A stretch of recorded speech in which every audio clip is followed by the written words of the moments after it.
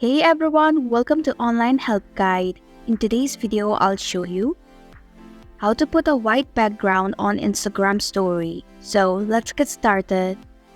First, open your Instagram app.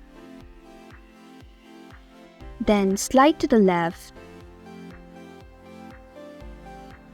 And then just click the photo. Now tap on the three horizontal dots. And then select Draw. Choose white color. And then just tap and hold on the screen. Once you are done, tap on the sticker icon. And then just add the photo.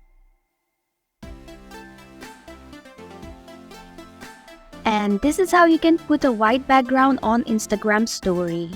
Thanks for watching Online Help Guide. If you like this video, hit the like button and drop a comment with any questions or feedback. If you are new, subscribe and click the bell icon to stay updated on our future videos.